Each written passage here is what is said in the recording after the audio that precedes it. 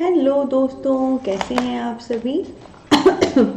आप सभी का ही हार्दिक स्वागत और हार्दिक अभिनंदन करती हूँ मैं प्रीति मल्याल। आई होप आप सब एकदम बढ़िया हैं, फर्स्ट क्लास हैं। सो दोस्तों, आज हम आगे बढ़ेंगे एंड पिछले लेक्चर तक हमने स्पेंसरियन पोएट्स ले लिए हैं बहुत खूबसूरती के साथ, बहुत गाइडेंस के साथ। और आज हम शुरुआत करेंगे मेटाफिजिकल पोइट्री और मेटाफिजिकल पोइट्री से संबंधित जो पोएट्स हैं उनकी। ओके, तो सभी अपनी सीट की पेटियां बांध लें। तो दोस्तों, इसमें सबसे पहले मैं आपको बता देती हूँ कि जो मेटाफिजिकल पोइट्री है ये क्या होता है। ऐसे अगर आपको याद हो, मैंने ऑलरेडी आपको मेटाफिजिकल पोइट्री पिछले लेक्चर में बताया था। दोस्तों, इसमें जो मेटा है, मेटा का मतलब होता है बियॉन्ड, यानी कि परे, किसी चीज़ से ऊपर। फिजिकल का मतलब होता है नेचुरल, यानी कि प्राकृतिक। ठीक है, पोएट्स हो गया कवि। तो मेटाफिजिकल बियॉन्ड नेचुरल, प्रकृति से ऊपर। जब आप कोई ऐसी चीज़ बोल रहे हो जो नॉर्मल एक पर्सन जिससे रिलेट ना कर पाए, कुछ हटके आप चीज़ बोल रहे हो जो थोड़ा सा ऊपर से जाए पर फिर समझ आ जाए। ठीक है, मेटाफिजिकल बियॉन्ड नेचर, नेचर से ऊपर। फॉर एग्जाम्पल, मैंने पिछली क्लास में भी एग्जाम्पल दिया था, अगेन मैं देती हूँ। जैसे जो पुरानी मूवीज होती थी उसमें जब रोमांटिक सीन शो करते थे तो पेड़ के पीछे चले जाते थे, है ना, कपल, एंड पेड़ के आगे हम दो फूल को मिलते हुए बताते थे, तो हमको पता लग जाता था कि रोमांस चल रहा है। दो फूल को हम मिलते हुए बताते थे। वैसे ही जॉन डन हैं जो मेन इसके कर्ता धर्ता राइटर है, उन्होंने कैसे कपल को शो किया। उन्होंने एग्जाम्पल दिया, जो कंपास होती है, कंपास नहीं होती प्रकार, जिसे हम स्कूल में पढ़ते थे, जिसकी एक तरफ हम पेंसिल लगाते हैं और एक तरफ नुकीला सा कोना होता है ना। तो डन ने कहा जो प्रेमी कपल है वो उस कंपास की तरह है जिसको हम अलग नहीं कर सकते, जिसके अगर एक भी अलग हो गया तो वैल्यू नहीं है। बहुत अच्छी बात बोली। जैसे जो कंपास है, प्रकार है, उसमें अगर नुकीली वाली साइड अगर हम हटा देंगे तो पेंसिल से हम गोला नहीं लगा सकते, या अकेली अगर पेंसिल है, नुकीली साइड नहीं है, तो भी हम गोला नहीं लगा सकते। यानी कि उन दोनों की वैल्यू तभी है जब वो दोनों आपस में जुड़े हुए हैं, ऐसे उनकी कोई एग्जिस्टेंस नहीं है, कोई वैल्यू नहीं है ना। तो उस प्रकार के एग्जाम्पल, एक कंपास से, एक प्रकार से आप एक कपल को जो है रिलेट कर रहे हो, कुछ अलग से हो गया, बियॉन्ड नेचुरल। फूल मिलते हुए बताया तो वो समझ आते हैं, पर ये क्या एग्जाम्पल था। तो इस प्रकार के जो एग्जाम्पल होते हैं, इस प्रकार की जो चीज़ें होती हैं, वो दोस्तों मेटाफिजिकल पोइट्री में यूज होती हैं। ठीक है, मेटा होता है बियॉन्ड, यानी कि उससे परे, ऊपर। फिजिकल हो गया नेचुरल, तो नेचर से ऊपर कुछ हटके जब आप चीज़ कहते हो वो हमारा मेटाफिजिकल पोइट्री में आता है। नेक्स्ट दोस्तों, ये बेसिकली जो जॉन डन है ये उनका स्कूल है। तो राइटर तो हम बहुत सारे अभी मेटाफिजिकल पोइट्री में लेंगे, पर जो मेन राइटर इससे जुड़े हुए हैं वो है जॉन डन। ठीक है, उनका स्कूल, उनका जॉनर भी हम इसे कहते हैं। इसके बाद दोस्तों, नेक्स्ट मैं आपको बताना चाहती हूँ कि डॉक्टर जॉनसन ने इस मेटाफिजिकल पोइट्री टर्म का यूज़ किया था जब वो कोले का जिक्र कर रहे थे। अब्राहम कोले राइटर हैं, आपने सुना होगा। तो उनके बारे में जब वो बता रहे थे, उनके बारे में जब मेंशन कर रहे थे डॉक्टर जॉनसन, तो उन्होंने इस टर्म को यूज़ किया था, मेटाफिजिकल को। ओके, और इसके अलावा जॉन ड्राइडन ने 1693 में सबसे पहली बार इस टर्म को यूज़ किया था जब वो डन का क्रिटिसिज्म दे रहे थे। ठीक है, यानी कि जो जॉन ड्राइडन है 1693 में वो डन के बारे में बता रहे थे। क्रिटिसिज्म का मतलब होता है जो भी अच्छा है, जो भी बुरा है, आप ट्रूली फील कर रहे हो उसको बताना। तो डन के बारे में वो जो भी बता रहे थे, तो उन्होंने सबसे पहली बार ये टर्म जो है 1693 में यूज़ की थी। ठीक है, तो डॉक्टर जॉनसन ने भी ये मेटाफिजिकल पोइट्री टर्म यूज़ की है अब्राहम कोले राइटर के लिए, और जॉन राइडर ने ये टर्म सबसे पहले यूज़ की थी 1693 में जब वो डन को क्रिटिसाइज कर रहे थे। जॉन डन, जिनका ये स्कूल है पूरा मेटाफिजिकल पोइट्री का, उनके बारे में बता रहे थे। ठीक है, पता लग गया, डन। ठीक है, तो ये आपने क्या करना है, यहाँ पर जो मेटाफिजिकल पोएट है इसको गूगल कर लेना है। तो जो भी इनके करैक्टर्स होंगे, जो भी इनसे जुड़े हुए राइटर्स होंगे, वो सब ओपन हो जाएंगे। इसके अलावा डॉक्टर जॉनसन को, अब्राहम कोले को, जॉन ड्राइडन को, और डन तो ऊपर आ गया, इनको भी गूगल कर लेना है। ठीक है। यानी कि इस वाली स्लाइड में जितने भी राइटर्स आए, जितने भी कोई टर्म आई, वो सब आपने गूगल कर लेना है, ठीक है। फिलहाल पता लग गया ना मेटाफिजिकल पोइट्री क्या है। कंपास वाला एग्जाम्पल, फूलों वाला नहीं। डन का स्कूल है और पहली बार कब ये टर्म्स यूज हुई और कैसे मेटाफिजिकल के शब्द को तोड़ के ही मैंने उसका मीनिंग आपको समझा दिया, कॉन्सेप्ट बता दिया। अब दोस्तों जैसे कि मैंने कहा स्कूल तो ये डन का है, तो जॉन डन तो एज अ राइटर हमने यहाँ पे पढ़ने ही हैं, पर जो भी बाकी सब राइटर्स भी हैं वो भी हम इसमें बारी बारी से लेंगे। और दोस्तों सबसे पहले राइटर हम आपके सामने लेंगे ये, ठीक है। इनका नेम है दोस्तों रिचर्ड क्रॉशॉ, ठीक है, रिचर्ड क्रॉशॉ, ठीक है। ध्यान रखना बहुत सारे पोएट के जोनर हैं, कैवलियर पोएट्स हैं, मेटाफिजिकल पोएट्स हैं, स्पेंसरियन पोएट्स हैं। ये जो ग्रुप ऑफ पोएट्स हैं जो एक जैसी चीज लिखते हैं, तो हम इनको रख लेते हैं। तो आपने ध्यान से ये सारे करने हैं, अच्छे से पढ़ने हैं और आगे बढ़ने हैं। तो सबसे पहला जो मेटाफिजिकल पोएट हम लेने जा रहे हैं दैट इज रिचर्ड क्रॉशॉ। आइए देखते हैं इनकी पर्सन, पर्सोना, पर्सनैलिटी और वर्क को जो एग्जाम ओरिएंटेड हमारे लिए काम का है। तो दोस्तों रिचर्ड क्रॉशॉ में आपको मैं बताना चाहती हूँ कि इनकी जो लाइफ थी वो डन की तरह सिमिलर थी। काफ़ी हद तक इनकी ज़िंदगी में जो चीज़ें रही हैं, जो उतार चढ़ाव रही हैं, वो जॉन डन की तरह रही हैं। और इनकी जो पोइट्री है वो जॉर्ज हर्बर्ट की तरह मैच करती है, ठीक है। तो मतलब ये मेटाफिजिकल पोइट हैं, इन्होंने मेटाफिजिकल काइंड ऑफ पोइट्री लिखी है, तो हम इनको मेटाफिजिकल पोइट्री में पढ़ रहे हैं।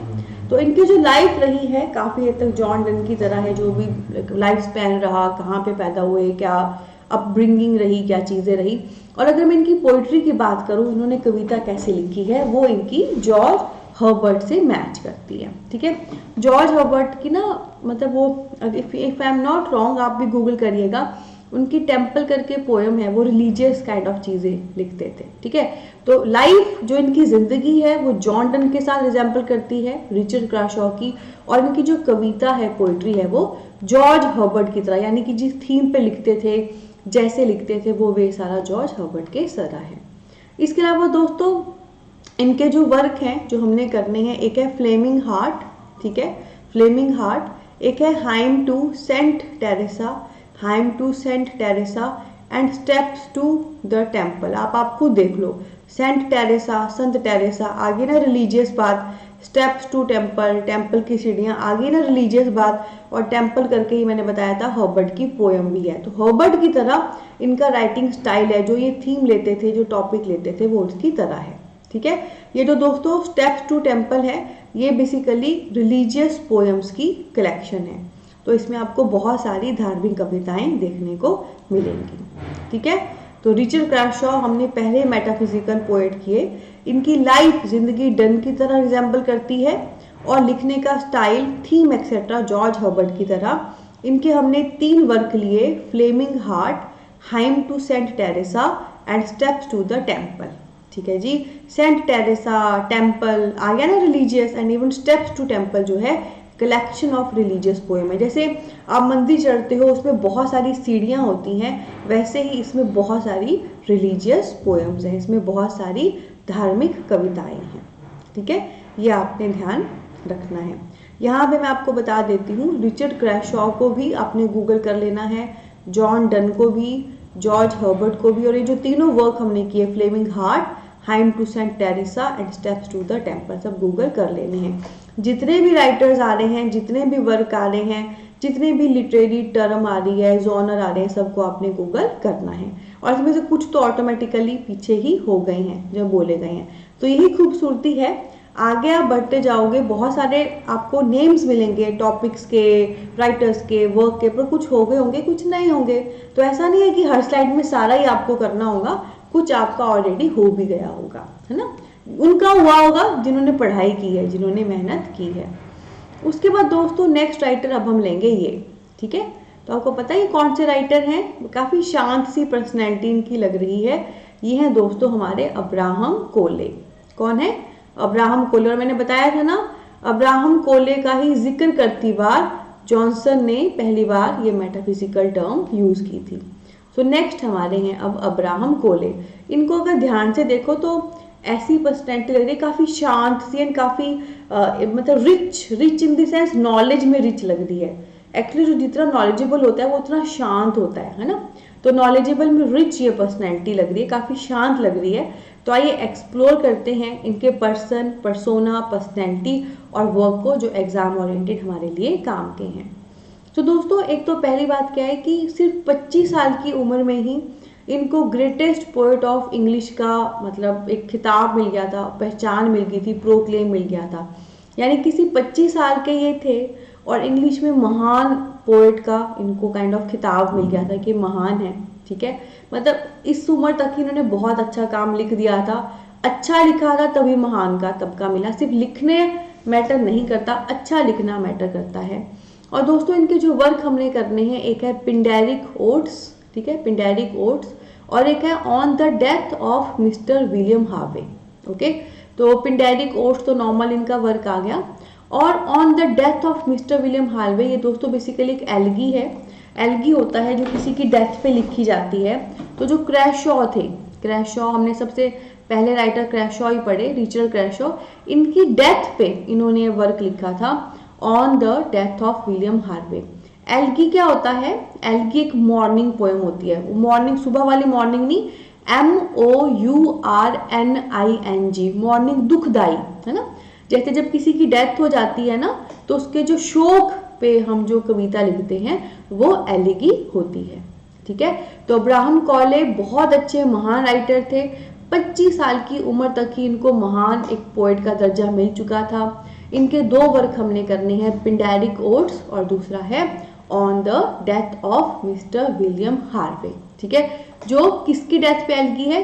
रिचर्ड क्रैशॉ की डेथ पे एल्गी है। जो रिचर्ड क्रैशॉ खुद भी एक मेटाफिजिकल पोएट थे। ठीक है, तो यहाँ पे दोस्तों आपने अब्राहम कॉले को भी गूगल कर लेना है, और ये जो दोनों वर्क हैं पिंडेरिक odds and on the death of mister William Harvey, इनको भी गूगल कर लेना है।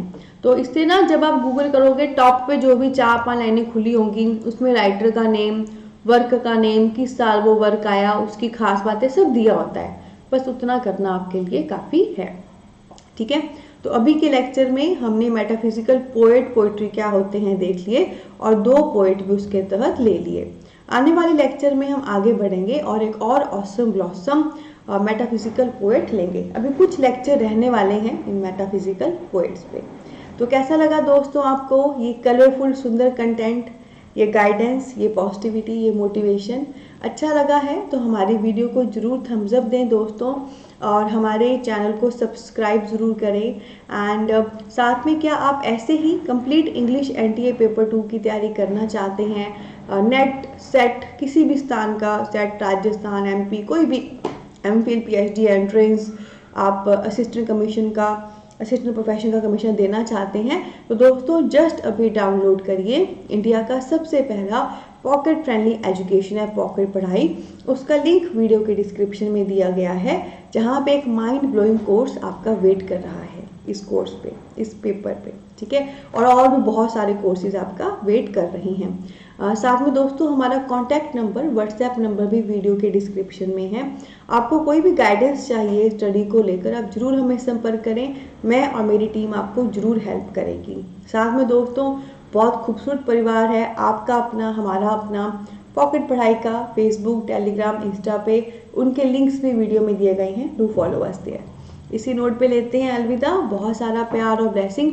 मिलेंगे आने वाले सेशन में और ऑसम ब्लॉसम राइटर्स के साथ जो कि हैं मेटाफिजिकल पोएट। टेक केयर, हंसते हंसते कर जाएं पढ़ाई के रास्ते। इश्क, मोहब्बत, प्यार इंग्लिश लिटरेचर के साथ।